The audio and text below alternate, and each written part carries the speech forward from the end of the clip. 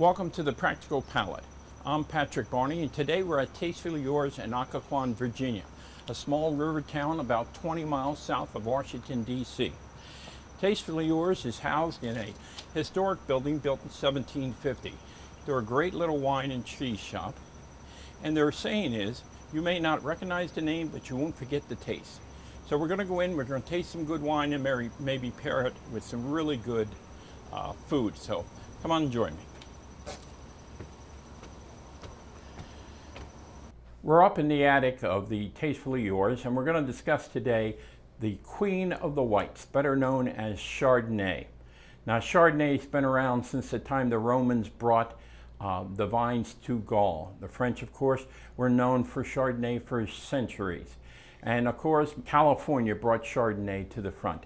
If you're old as I am, when you were going to a restaurant, basically you had three choices: Chablis, Rosé, and Burgundy.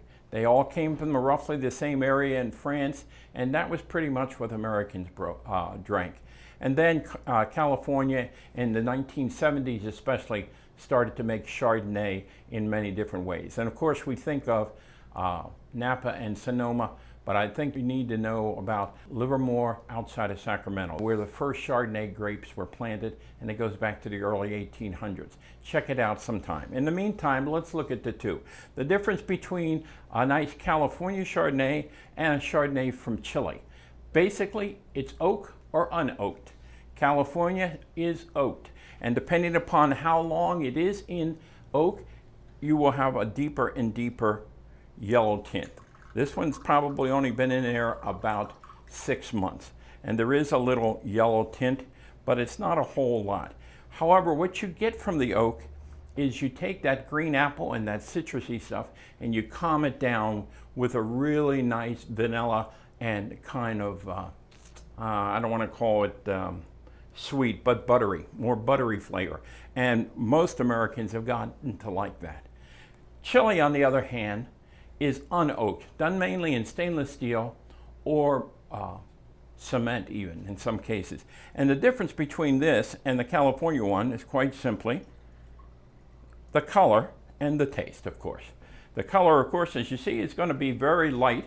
In some cases, depending upon the winemaker, it could be almost white in color.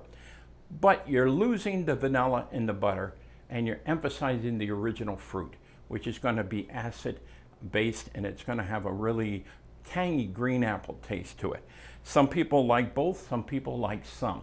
The fact of the matter is, as usual, the grape is influenced by the soil and the winemaker and the aging process. So Chardonnay is an excellent white wine to have with most anything. And we're going to go downstairs and we're going to pair it with foods, because all wines should be paired with food. We're going to pair it with what I call the traditional American female-like. You're going to go in and you're going to have a Chardonnay and you're going to have a salad. What more could you want? Let's go taste it. Well, my wife Sam and I decided to come down today, have a nice big salad and to go with our Chardonnays. Now, I picked the California Chardonnay because when we're having a salad with a little bit vinaigrette dressing type thing, I like to have the buttery notes from a California oaked Chardonnay. What about you, Sam?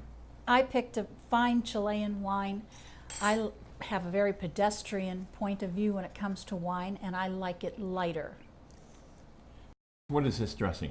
This is the raspberry vinaigrette. Okay, remember now, easy on the vinegar, heavy on the raspberry, not too much on my side of the salad. Okay. Is that good for you? That's perfect for me, okay? Now, we share a salad. Sam could eat this whole thing herself. We share a salad because I'm not too much into the greenery stuff, okay? If God wanted it to be there, then I would have mowed it, okay? However, I'm big on the tomatoes and on the goat cheese. So that's why this is a perfect sandwich or salad for me. So let's have a bite and have it with our Chardonnay. And I'm telling you that the fun of wine, the real fun of wine, is pairing it with the right food. But the best part is having that big piece of dough with my glass of wine. I'm Sam Shockley.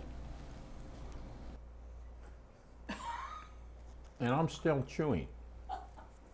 but this is the Practical Palate, and I'm Patrick Barney.